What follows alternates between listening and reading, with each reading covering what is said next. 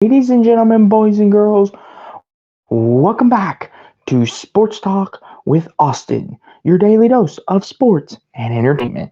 And today on the show, we are going to be previewing and breaking down and giving you my predictions on the college football week 12. Can you believe it? It felt like yesterday we just started this wonderful season, and here we are almost ending it. We're almost at rivalry week, and we're almost to champ week. So let's cherish it while we can, and let's break down and preview some games, and let's talk about some of the big games of Week 12 because there's a lot of games on here that have a lot of implications. And let's start out in the great Northwest of Ohio, shall we? Minnesota at number 3, Ohio State. And the reason why this game has importance to it is because next weekend, Michigan, Ohio State, the game, arguably the biggest game in all of college football, depending on who you talk to, but this has potential to be trap game central, especially for Michigan as well, which we'll get to them in just a second. But Ohio State's got Minnesota at home, and in years past, you know, depending on who you're playing in Big 12, Big 10 play, some teams, especially right before rivalry week, always give you always the curse of the look ahead game. Oh, were they looking ahead, peeking ahead, thinking we got to get to this team, we got to do this. And I think in this matchup, Minnesota and Ohio State, there could be a potential for that. And, because of all the things going on and how important that game could potentially be, not only for the Big Ten title game, but for who gets in the playoffs and who doesn't. But I think Minnesota and Ohio State, this game has potential to be trap game central, but Minnesota and their offense has not been very good this year. Their defense has been trying to hold everything together the best they can, but they gave up 49 points to the Purdue Boilermakers, whose offense is very middle core at best. And, they're facing an Ohio State offense with a potential Heisman candidate finalist, Marvin Harrison, and Ime Abuku, who's a top 5 wide receiver in the country. Travion Henderson, one of the more explosive running backs in football. This is going to be a long day for Minnesota. So they got to hope that their defense can maybe hold up and get this thing to the second half. But if their offense can't get it together, they could be in trouble. But I do think since Ohio State's at home, they will have the home field advantage and they know what's in front of them. I'm going to pick Ohio State, although I think it'll be close. I'm going to pick Ohio State to win this game 31-23. I got them winning by 8 because I think they'll make a picker. They'll make, Minnesota will get a turnover or two to begin with, set up short fields, and they'll score off those. But then Ohio State will get it together, and they'll avoid the upset alert for now.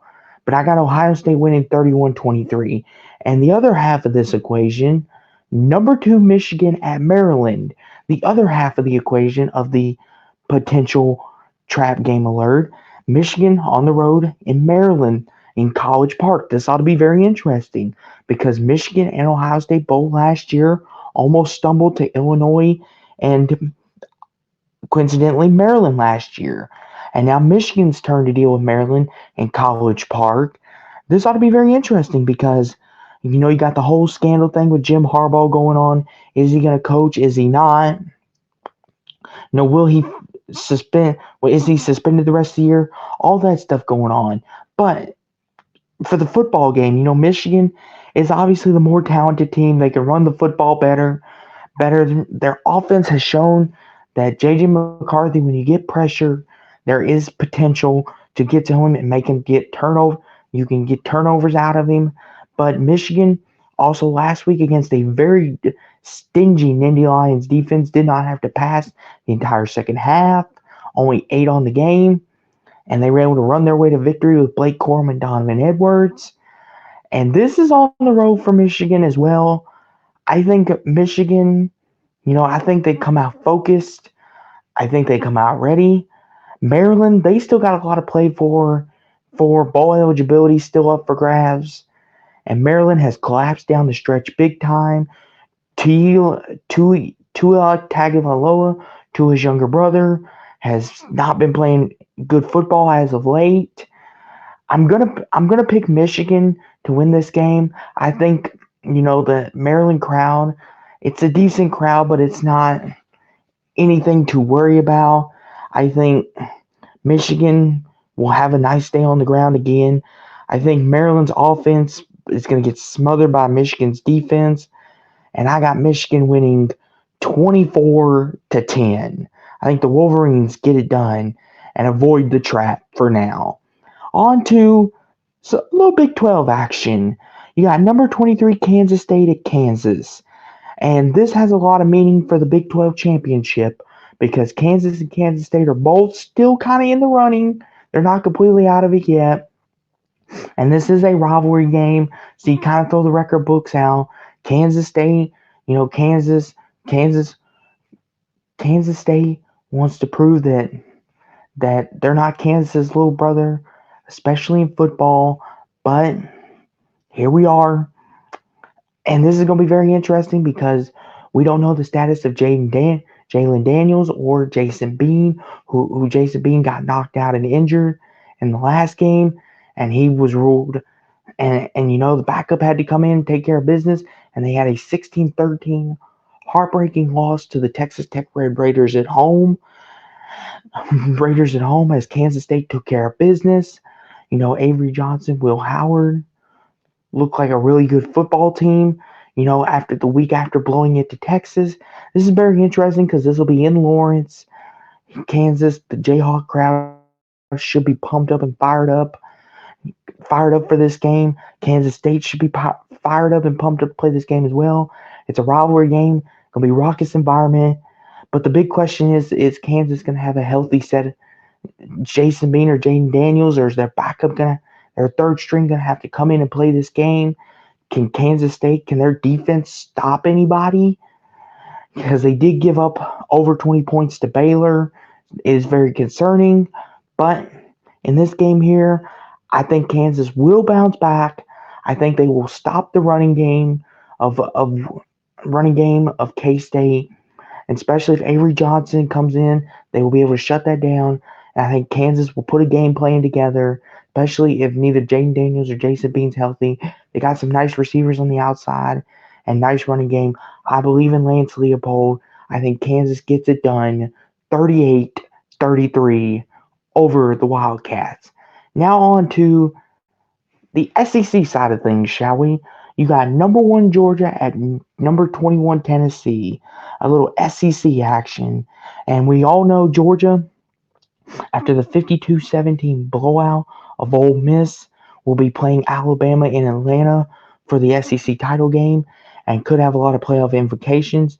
Tennessee, they're back home after a 36-7 routing after the 36-7 rout loss at Missouri. Tennessee is not the same team as last year. Joe Milton company, different quarterback for Georgia this time around. Hendon Hooker did play in Athens last year, but that Georgia defense, mauled Tennessee, did not let that high-powered offense get going whatsoever. And, Tennessee does play a better brand of football at home, but they just don't have the receivers, the weapons that they did before. And I think Georgia, they're hitting their stride at the right time. Carson Beck, the defense, and I think, Neyland Stadium's going to have an effect. But I just think Georgia, Tennessee has shown who they are. If you could stop the run game and get to Joe Milton and cause some turnovers, they can be beaten in a heartbeat. Missouri did it. They went up to the Swamp. Both those games were on the road. Alabama. Tennessee, they are a different team at home, like I said, but I still don't think against the high-powered Georgia that they're going to get it done this year. I've got Georgia winning 29-17 over the Tennessee Volunteers, and the Dogs get it done 29-17. Now on to some more Big 12 action. You got number 24 Oklahoma State at Houston, and Oklahoma State is looking to bounce back from their monstrosity, 45-3 to UCF, giving up 45 points after winning the last edition of the Bedlam, beating Kansas the week before, and looking like one of the better teams in the Big 12. As Houston, Dana Holgerson is still fighting for his job.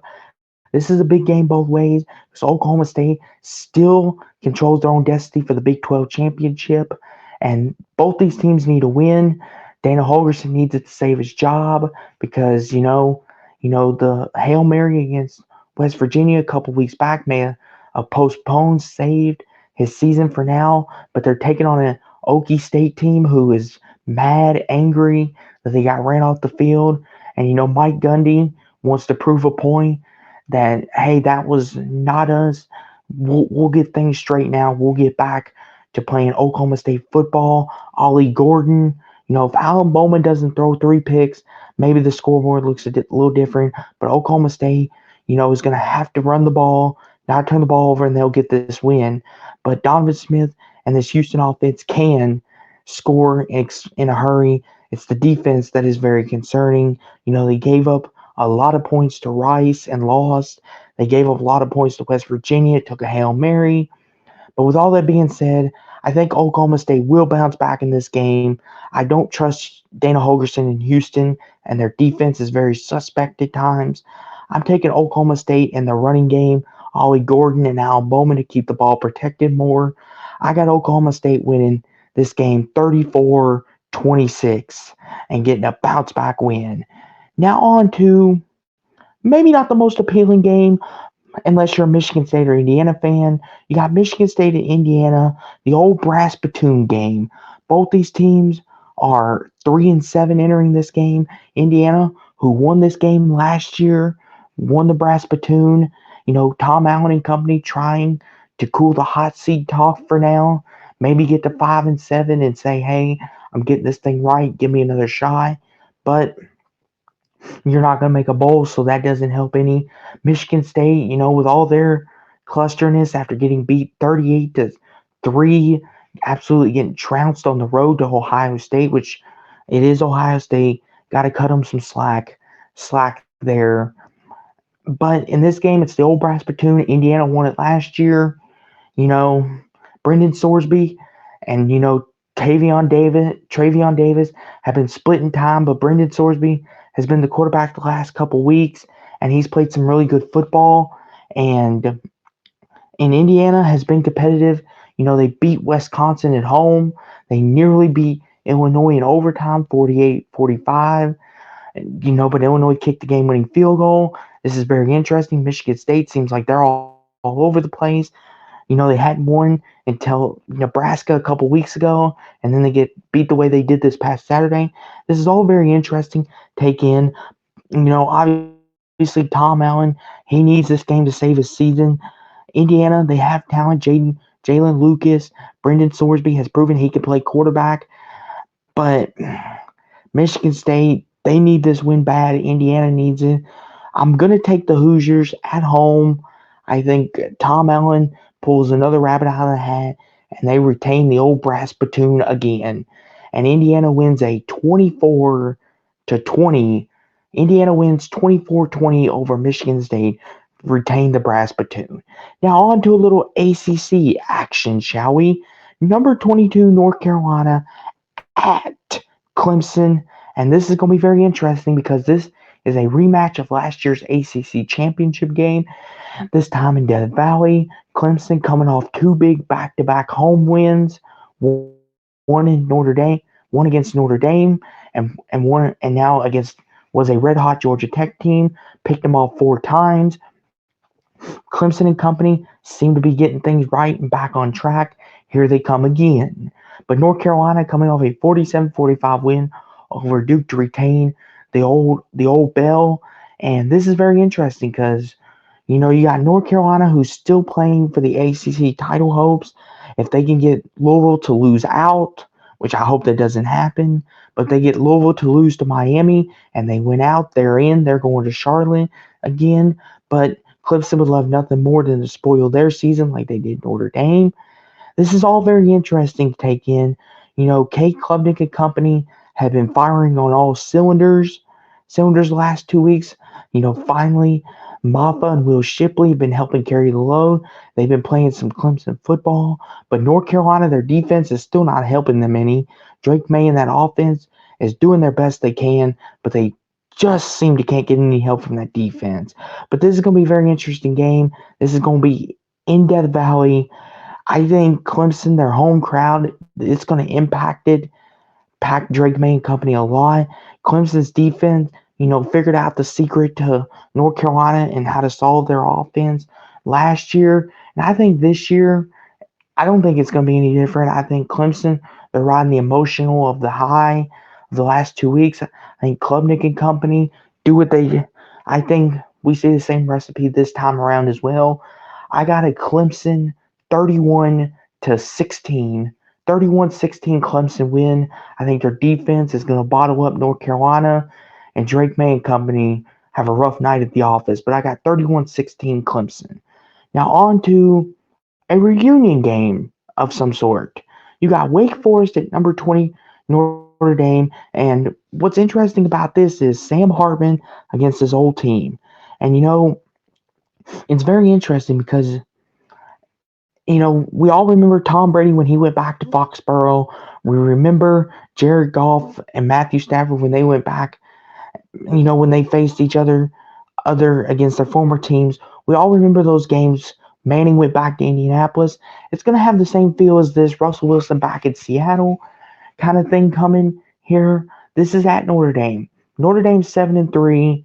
Their New Year's Six hopes is almost out the window. I mean, they would need a minor miracle, but Wake Forest would love nothing more than to beat Sam Hartman and possibly his final year of college and send him off packing.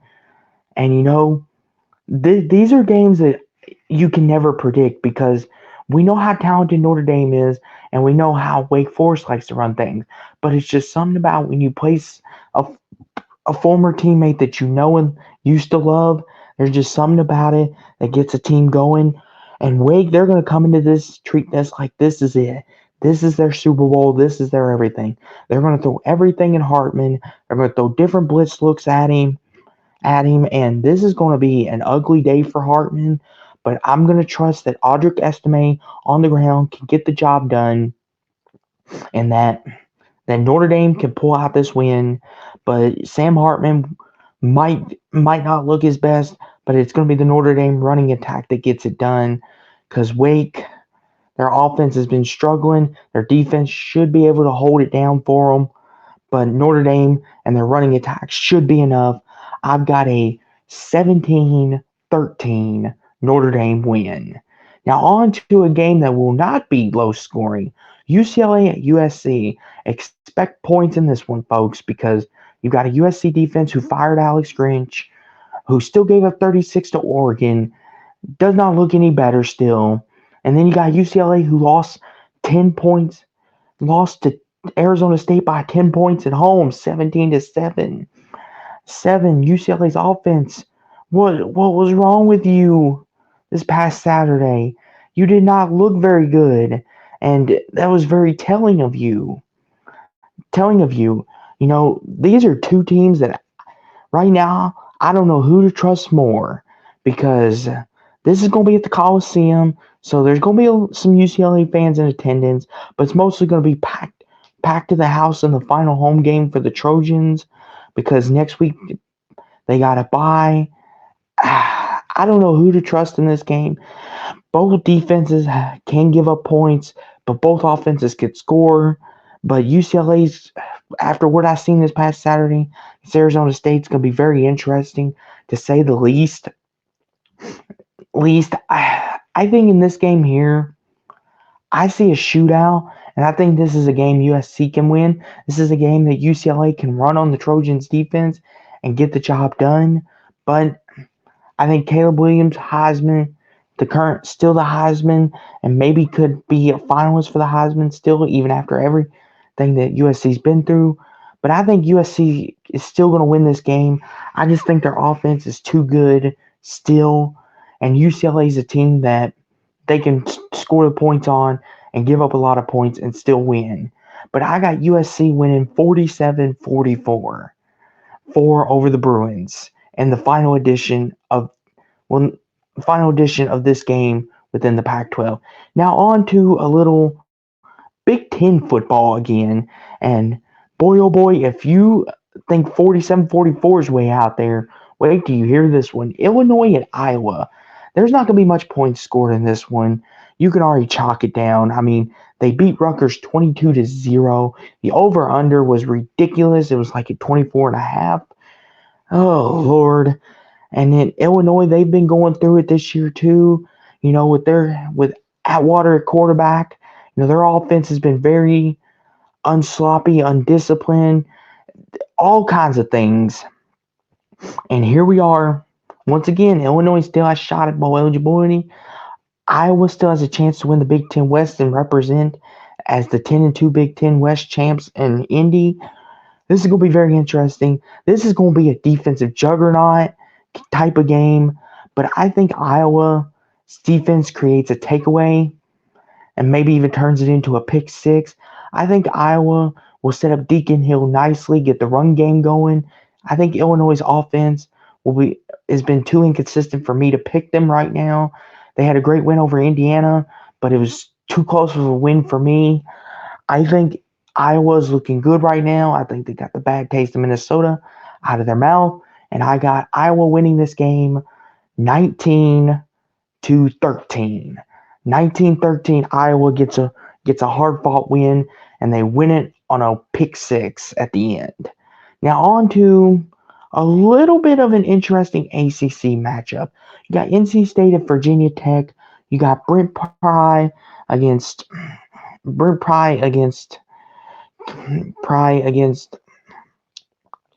got NC State at Virginia Tech. You got Brent Pry in front of the Blacksburg crowd back home. It's going to be a rocking environment, especially if it's at night. NC State, their defense has been their story all year long. Peyton Wilson, he's a dog on that side. He's a star, and he's going to be making some big-time plays on Sunday for a lot of teams. But NC State, Brendan Armstrong, MJ Morris, they've been flipping quarterbacks in and out, trying to figure out the formula. And, that's very concerning.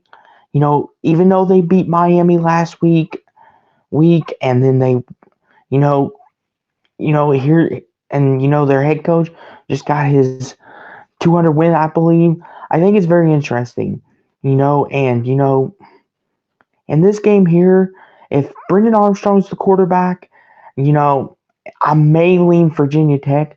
That home crowd, they get rocking. It gets loud. It's a packed environment. Like I said, Virginia Tech's defense has been playing good, other than when they ran up against my Louisville Cardinals. Then they did not look so hot. But before that, they were looking really good. But NC State, their defense is tough as well. This is all going to come down to quarterback play for both sides. And I trust Virginia Tech and their quarterback play just a little bit more. I'm going to pick the Hokies to win 21-19. I think the Hokies win 21-19 at home. Now on to where a lot of people thought game day should have gone. Number 5, Washington, at number 10, Oregon State. A lot of people were saying this is where game day should have gone, not James Madison, App State, but they didn't. They went to Washington, Oregon State, and this is a massive game within the Pac-12 because Washington State, with a win, could clinch a share of the Pac-12 and could clinch their spot in Vegas. But Oregon State, at number 10, Oregon State, Corvallis, nighttime, 7:30, ABC. This is going to be rocking. Oregon State's still playing for a Pac-12 title hold. So they still have Oregon in their future next on Black Friday. There's still everything to play for. This is the biggest game, and this is what Jonathan Smith and this program was brought in. This is what Jonathan Smith and company was brought in to do, to get Oregon State competing, and Washington still competing for CFP hopes. This is a big-time game on both sides. Jonathan Smith, Kalen DeBoer, DJ Uyundele, Michael Penix. It's going to be very interesting because we're going to see a type of game where we're going to see Oregon State defense test Penix, especially Penix on the road. Can Oregon State stop the run? Can they slow down the Washington offense? If if they can slow down the run of Washington, Oregon State, this could get very interesting because Penix force him to throw, get pressure, force him into some errors. This could get very interesting really quick. But last couple weeks, they put up 52 on USC, 35 against Utah, and Utah's arguably one of the best defenses in the Pac-12, and they still were able to do what they did against them. Washington, I've been saying, they've been too inconsistent, been flying a little too close to the sun, but Washington's been finding ways to win, and I think they find another way to win here. I think Oregon State, Corvallis, it does get rocking, and it's going to be nighttime, electric, but I just think Washington, they're built for this, and they're proving me wrong. I've picked against you the last 2 weeks. I'm not going to do it this time. I think Michael Penix and company proved that they're big time, and they get a hard-fought 28-23, a 28-26 win. Washington gets a 28-26 win, a 2-point win, and they win it on a walk-off field goal. And on to our final game, you got number 7 Texas at Iowa State, and this could decide a lot as well within the Big 12 because Texas wins, and Texas would clinch a share more than likely the Big 12 title and would be in Arlington competing for the Big 12 title. But Iowa State at home is very tough. And Iowa, Matt Campbell, after losing to Ohio 10-7, they're still playing for they're still playing for a spot in the Big 12 title game. This is going to determine a lot. I think personally, me and Jackson Johnson had this discussion Saturday night on our recap show, which check it out. Check it out. We do great work over there. It's very fun doing that, but we had an argument if Texas would drop the ball anytime soon or if they would finally get into the playoffs. And I said I think Texas might drop the ball to the Iowa State or Texas Tech or in the Big 12 title game. I think in this game here, Quentin Ewers on the road, hostile environment. If we get the Quentin Ewers that's efficient with a Donald Mitchell and all the great receiving cores and their D line getting after Iowa State and their passing attack and their running game, I think Texas can win. But if we get the Quentin Ewers that's inefficient and throwing picks all over the place and fumbling, Iowa State can most certainly win. This is a hostile environment. I'm going to take a gamble. I'm going to say we're going to get Texas now that the pressure's on them. I think Texas is going to have a rough day at the office, but I still think Iowa State's not quite there yet. Their defense is still a little concerning. I think Texas might be able to run the ball, take some pressures off Ewers, and I got the Texas Longhorns winning 30-20. Texas wins 30-20 over Iowa State. But that was my Week 12 preview and prediction. Hope you guys enjoyed. Hope you guys liked it. Please make sure to like, comment, subscribe, click on them notification bells. Show me some love. I appreciate all your support out there. I'm making this great content for you. I love doing this, and I hope y'all just enjoy it. And we got another great week of college football ahead. CFP rankings are on Tuesday, and I will more than likely be going live with Jackson Johnson Tuesday. And Tuesday, if all things go well, possibly. And we will be talking all things CFP, see where his Crimson Tide end up, where my Louisville Cardinals end up.